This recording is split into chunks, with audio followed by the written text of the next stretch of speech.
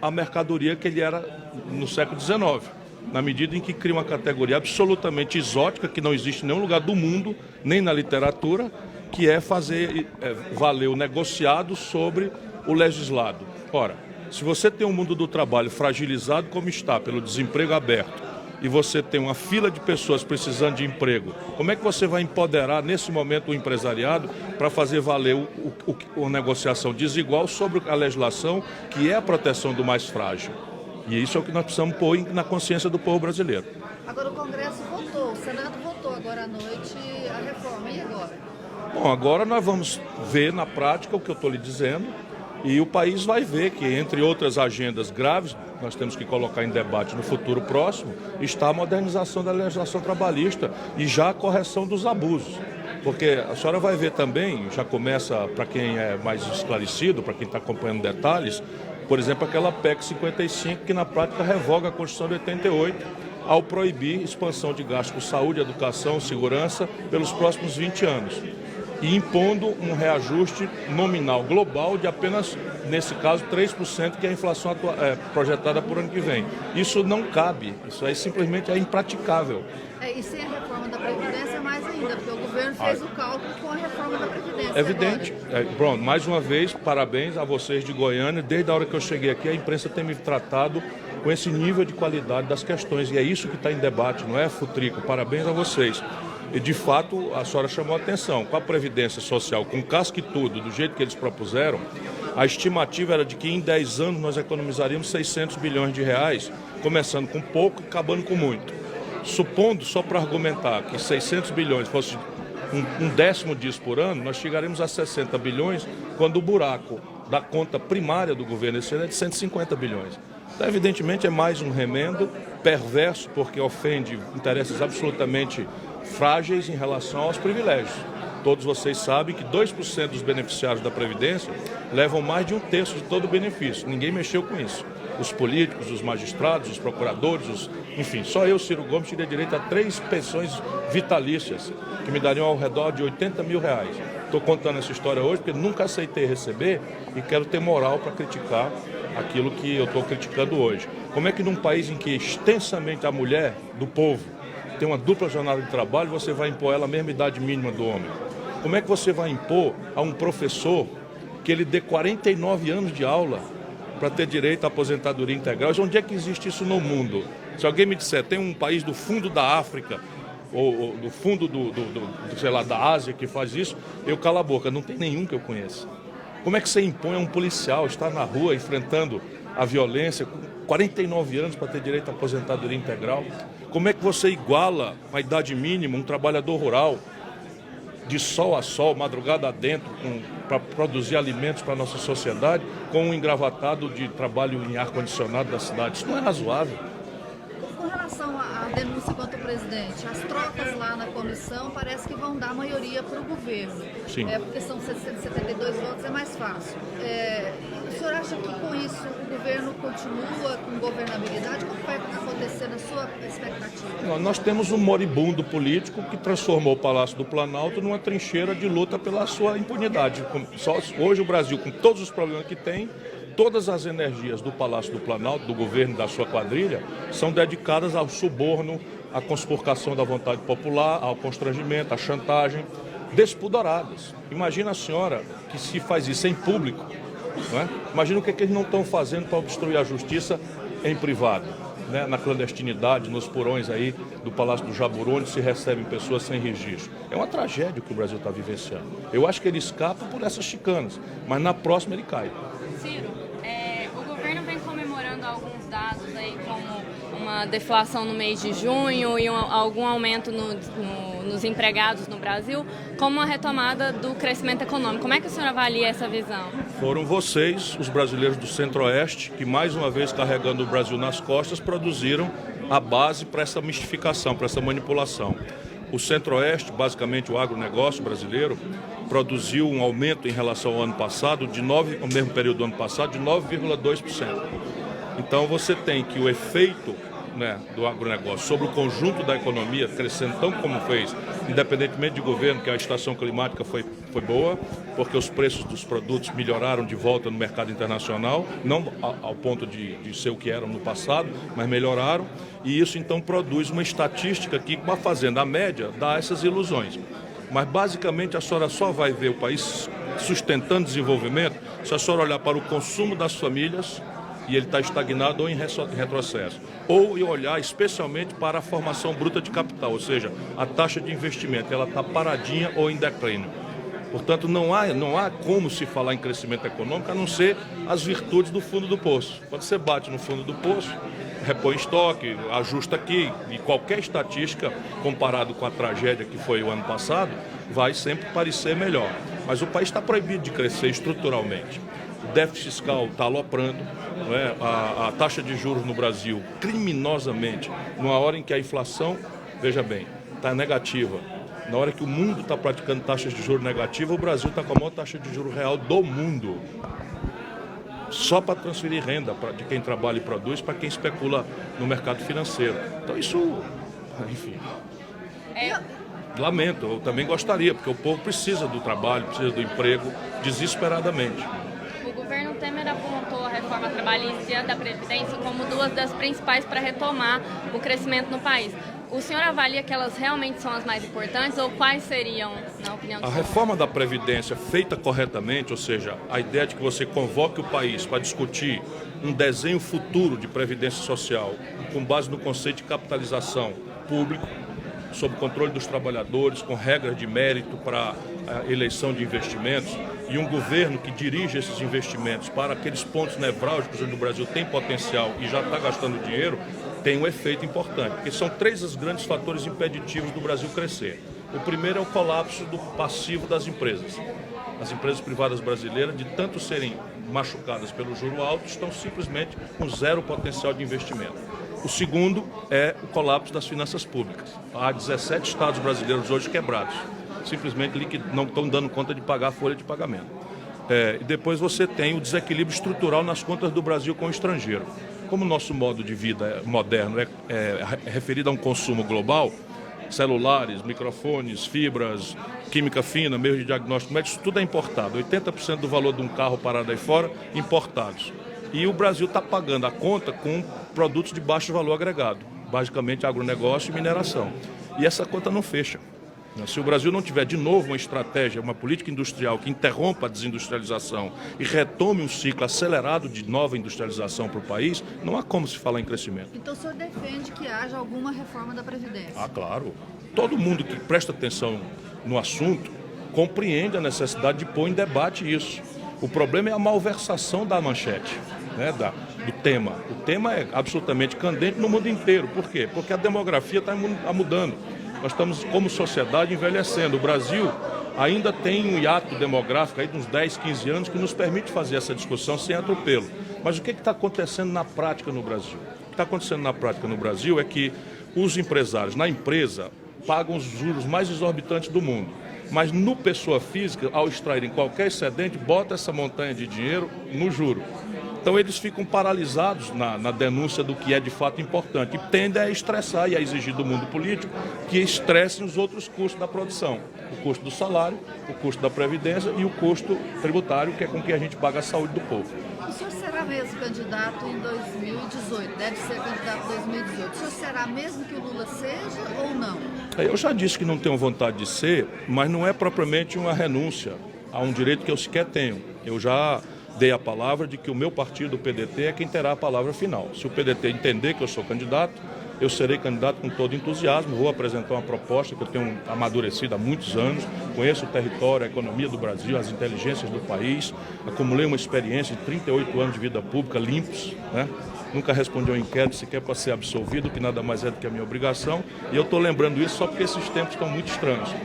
Agora, por que eu digo que não gostaria de ser? Porque se o Lula entrar, ele destrói completamente o ambiente da discussão do futuro do país. Vai ser uma eleição marcada pelo ódio, pelas paixões, sobre o caudilismo do Lula ser a salvação da lavoura, sem precisar dizer nada nem como, sem sequer vamos dizer, fazer uma autocrítica de quem botou o Michel Temer na linha de sucessão, quem empoderou o Eduardo Cunha para ir para a presidência da Câmara, tudo isso foi o senhor Lula, brincando de Deus. Isso eu não faço para atacá-lo, estou falando para defender o futuro do país. Uma situação crítica como a nossa, nós não aguentamos mais. Mais 4 anos, 8 anos de guerra, de ódios, de paixões despolitizadas, isso não é razoável. De maneira que eu considero que ele prestará um desserviço a ele, porque não reproduzirá jamais o governo extraordinário que fez, por uma circunstância muito específica, e um desserviço especialmente ao país. O senhor acha que uma eventual candidatura do Lula prejudica a esquerda, no sentido de que poderia dividir votos? O Brasil precisa de um projeto mais amplo do que esse adjetivo esquerda. Ser de esquerda, naturalmente, é um compromisso moral que alguém tem ou não tem, que é a ideia de que você está na vida para ajudar as pessoas que não tiveram a mesma oportunidade que você teve a evoluírem, a crescerem, a superar a desigualdade, a injustiça, a miséria. E esse, por exemplo, é o sentido moral superior da minha militância a vida inteira. Porém, o país não cabe num projeto de esquerda. O Brasil tem uma emergência de novos empreendedores no campo e na cidade que estão se virando, apesar do Estado, né, que estão...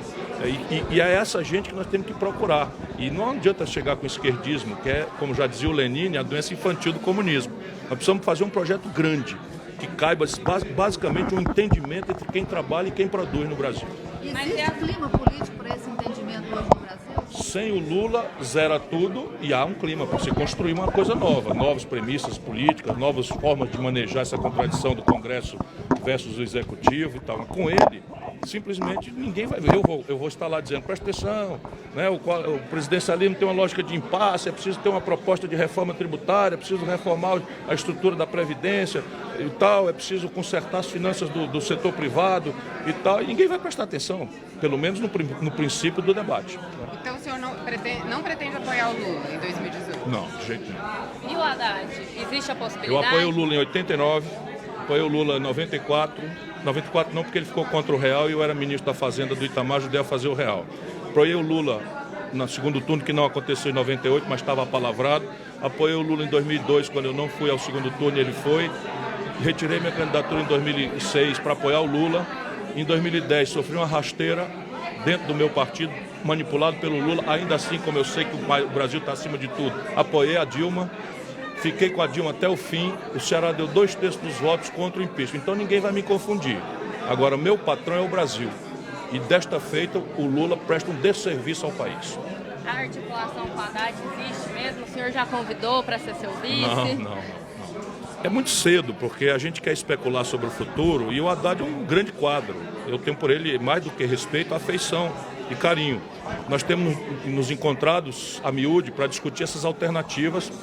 Somos coautores desse manifesto que o professor Bresser Pereira lidera, do Projeto Brasil Nação. Estamos colocando em pratos limpos ali os preços da economia que estão errados, que a gente quer consertar, e nós temos trabalhado muito juntos. Agora, se isso vai ou não virar uma chapa, eu duvido, porque a natureza do PT é a natureza do escorpião, né? Sabe da fábula? Ministro, hoje o Brasil tem quase 17 mil sindicatos. O senhor está aqui a convite do CSB. Qual a leitura que o senhor faz dessa quantidade de sindicatos que tem no Brasil hoje? Veja, todo país que passa por um processo autoritário, hiperconcentrador, que criminaliza a organização política, ao redemocratizar, ele vai pro oposto. Agora, a gente tem que persistir nisso, porque só sobreviverão aqueles que tiverem legitimidade, representatividade, e isso é uma coisa que a gente tem que deixar as coisas acontecerem naturalmente. Por exemplo, por que se faz uma condenação a pequenos partidos? Pela mesma razão. Então, o Brasil tem 34 partidos representados. Ora, a França acabou de ter uma eleição, a velha França, né, e apresentou 12 candidatos à presidência da República. Isso não é típico do momento francês agora, e as instituições francesas são permeáveis, né, e a tradição democrática de milênio quase, né, vai garantindo que a prática que vai, pela força do povo, no caso dos sindicatos, pela força da legitimidade, né? A Central dos Sindicatos do Brasil nasce com uma força muito grande, porque ela já nasce criticando, sem precisar falar nada, a cooptação dos sindicatos por partidos políticos, a corrupção de certas estruturas sindicais. E o Neto tem uma experiência muito grande, já viu isso tudo por dentro, passou mal bocado na ditadura e permaneceu fiel à classe trabalhadora. Acho que eles têm um grande futuro. O Brasil de hoje, ministro, vive basicamente uma economia com base na commodity. O senhor, logicamente, é um pré-candidato, já disputou por 2 vezes. O senhor teria a dizer hoje sobre a planta tecnológica do Brasil para enfrentar os novos desafios que... Isso não acontecerá pelo espontaneísmo individualista do mercado. E isso é essencial. Eu tenho uma afeição, um respeito extraordinário. Eu sei a importância estratégica do agronegócio e da mineração para o Brasil e vivo nos debates provocando. Aqueles que querem ser presidente da República vivem satanizando, mal falando, né? Desrespeitando os brasileiros que trabalham nisso, a pretextos, né, que pegam exceções ruins e generalizam para o conjunto, que não é verdade. Eu já conheço uma agricultura de precisão extraordinária, já conheço relações moderníssimas aqui em Goiás, em Lucas do Rio Verde, ali na região de Lucas do Rio Verde, no Mato Grosso. Enfim, conheço o Brasil profundamente, com intimidade, né? Agora, isto não paga a nossa conta, porque nosso modo de viver moderno, volto a dizer, é eletrônico, é microeletrônico, depende de satélite, depende de telecomunicações, depende de química fina, sofisticada. Isso tudo tem a ver com uma base tecnológica que não será transferida para o Brasil se nós tivermos essa passividade como estamos tendo hoje. Sim, os partidos estão divididos e muitos estão sem rumo. Como construir uma candidatura à presidência nesse ambiente? Eu acho que nós devíamos explorar no limite máximo a sabedoria teórica do sistema de 2 turnos. O sistema de 2 turnos é exatamente para isso, para países que têm uma fratura muito grande, e o Brasil necessariamente precisa saber que é um país fraturado. Nós somos únicos, né? Nos amamos como brasileiros, nos reconhecemos como irmãos, mas uma coisa é o fundo da Amazônia, outra coisa é o semiárido nordestino, outra coisa é essa extraordinária, né, cerrado do centro-oeste, outra coisa são os pampas gaúchos e todos os nossos sotaques e peculiaridades culturais. Isso acaba refletindo na política. Então é preciso ter paciência e entregar aquele único mediador que merece respeito, e é ele o único que pode punir aquele e beneficiar aquele outro, que é o nosso povo. Mas já subtraíram do povo em menos 27 anos, o restinho de democracia que nós tínhamos. Mas na prática, você tem umas alianças, PSDB, PMDB, estão conversando, estão se dividindo. Eu, por exemplo, se for presidente do Brasil, eu começarei fazendo história, porque eu garanto ao senhor, e à presença de seus colegas todos aqui, que o PMDB me fará oposição. Não desse tamanho, porque eu vou partir para cima para destruí-los. Vou apontar o caminho da roça, da cadeia, para aquela banda quadrilha, e vou chamar para outra conversa essa outra gente que ainda tem respeitabilidade. Isso é o que tem que ser feito no Brasil. Como você faria? A aliança é fazendo política, denunciando ao invés de conciliando. Chama o povo na jogada. Você imagina, se alguém chegar e me propor nomear um camarada para Petrobras com a finalidade de roubar, ele sai dali algemado em flagrante, como é a obrigação de qualquer autoridade. Só o Michel Temer recebe um bandido como esses batistas, na calada da madrugada, no Palácio do Jaburu, sem registro, houve uma conversa porca daquela e não toma providência nenhuma. Por quê? Porque é sócio. E como é que você construir a governabilidade numa situação dessa? Não, primeiro o seguinte, se eu for eleito, a mudança acontecerá também no parlamento, porque sempre aconteceu com todos. Até aqueles despolitizados, como Collor, chegaram ao poder com esmagadoras maiorias, embora despolitizadas e inorgânicas. Eu sou do ramo, eu conheço esse jogo, não é? Já governei, já fui deputado de oposição, já fui deputado líder de governo, já fui deputado federal, já fui ministro da Fazenda, já fui ministro da Integração Nacional, sou parlamentarista, respeito o parlamento, já fui o deputado federal mais votado do Brasil, conheço essa gente toda. E sei como separar o joio do trigo, privilegiando, porque o Congresso é mais ou menos assim, sendo um resumo muito simplificador de uma coisa que é mais complexa. Um terço é de gente muito séria, bem intencionada, que tem espírito público. O outro terço é de bandidos. É lamentável, um terço de bandidos. E o outro terço é, digamos assim, mestiço. Se o governo, que quem faz a corrupção é o executivo, não é o parlamento. Eles são agentes da corrupção, mas a corrupção é no executivo. Então, se o executivo privilegia o lado podre, esse meio de campo aqui encosta todo lado, porque essa é a linguagem da sobrevivência. É o centrão de hoje. Não generalizemos, não é? Não generalizemos, mas é assim que eu vejo. E vejo por dentro, eu conheço bem, conheço as pessoas, conheço os nomes deles e tal. Assim, o filho do Nilton Cardoso, que é, enfim, entendeu? Tudo de ruim. Aí tem o Jabas Vasconcelos, que é um cara respeitabilíssimo, do mesmo partido. Então não é tão simples assim, mas se você prestigia o outro terço, e em qualquer circunstância é preciso manter o povo na jogada. Porque o que desfaz essas maiorias é a contradição entre a promessa superficial de véspera de eleição e uma realidade contraditória na sequência. E aí o governo fica preso dos lobbies e grupos de pressão em Brasília que explodem dentro do Congresso. Se você mantém vivo o povo, os nexos, as relações que se estabeleceram, e você consegue mitigar muito essa coisa. E em qualquer circunstância, em 2 ou 3 assuntos, e apenas em 2 ou 3, é preciso convocar diretamente o povo para votar. Plebiscitos e referendos, como previsto na Constituição. O senhor acha que é preciso fazer uma reforma política para que haja essas condições melhores de governabilidade? Porque eu não vou colidir com o senso comum, mas há uma ilusão entre todos nós, especialmente entre o despotismo esclarecido da elite branca brasileira, de que há uma engenhoca qualquer na lei, um jeitão aí de fazer as coisas, que cura nossas contradições de baixo treinamento cidadão. E não há esse engenhoca. Relação de dinheiro e política, ou você tem financiamento público, ou misto ou privado. Não tem então variedade. E aí que começa o nó a torcer o rabo, o porco a torcer o nó do rabo. Depois você tem um problema que é, passadas as eleições no presidencialismo, o eleitor vai para casa e espera 4 anos. Você pode introduzir, junto com o plebiscito e referendo, um referendo reverso, ou seja, o recall, que eu defendo. Né? Mas esse recall que foi incluído agora, o Tupiniquim lá? Não, é preciso não deixar corromper as boas ideias que o mundo experimenta, né? Porque nós temos mania de fazer isso também. Mas repare, eu topo trabalhar em qualquer cenário institucional da política. Por quê? Porque eu sei que o problema não é esse. Eu era deputado federal quando o parlamento alemão mandou uma delegação ao Brasil, e como eu sou dublê de político e acadêmico, etc, eu fui lá escalado para conversar com eles.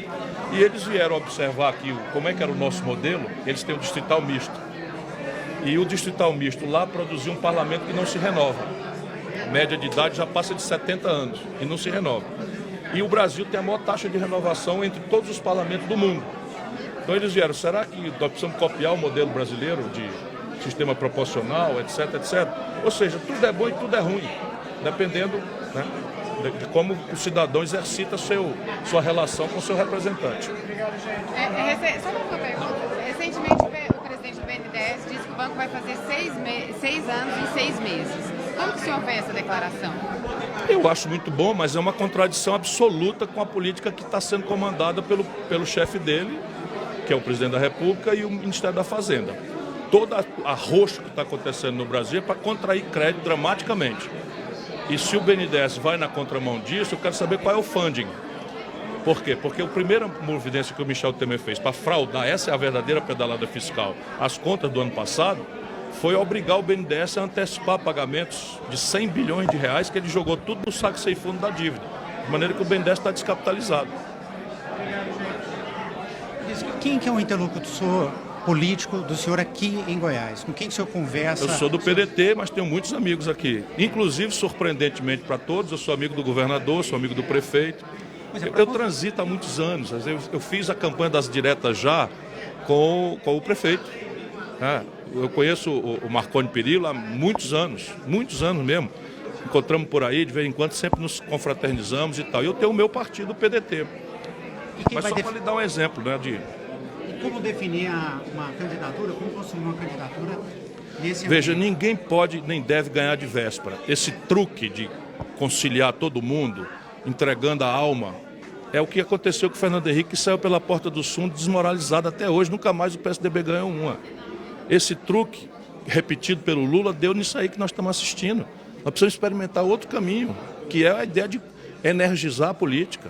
Não imaginar a ilusão de botar a política em piloto automático e estabelecer que os conflitos que são naturais da vida democrática sejam feridos à frente do povo, na frente do povo. Negociar, ponderar. A grande negociação que tem que ser feita é com os governadores. Hoje a Federação Brasileira está quebrada. Agora, aqui PMDB, PSDB e PT são adversários entre si. Sei. Aonde que o senhor acredita que é mais possível uma aliança para o senhor?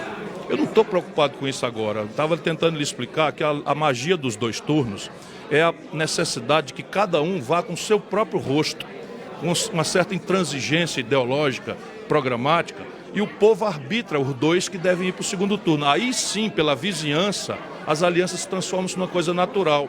O que é que tem acontecido no Brasil? As alianças são feitas a preço de ouro para tomar tempo de televisão para si e deixar o adversário sem poder falar. eu vou jogar o jogo que o jogo se apresentar. Mas o ideal para o país é que o povo fiscalizasse, porque essa esculhambação começa aí. Quando você vende a alma para ter tempo de televisão. Muitos vendem a alma na campanha, né? Na construção da aliança. Muitos vendem a alma na construção da aliança. É aí que tudo começa. Mas eu acho que essas eleições serão semelhantes às de 89. Você acha diferente o ambiente agora para as outras campanhas que o senhor disputou? Ah, completamente. Completamente. Porque se sente... não é que eu me sinto, eu estou fazendo 60 anos. Isso traz uma vivência, uma experiência, uma serenidade. Então, embora eu não vá abrir mão da minha indignação, que cresce todo dia quando eu assisto essas coisas que eu estou assistindo no Brasil. Mas o que basicamente mudou é que agora o PT não é mais aquela mistificação moralista que praticamente esmagava, né, o outro lado no Brasil. O PSDB virou a fraude que é. Então você tem um universo em que a população está procurando alternativas. E a alternativa sou eu.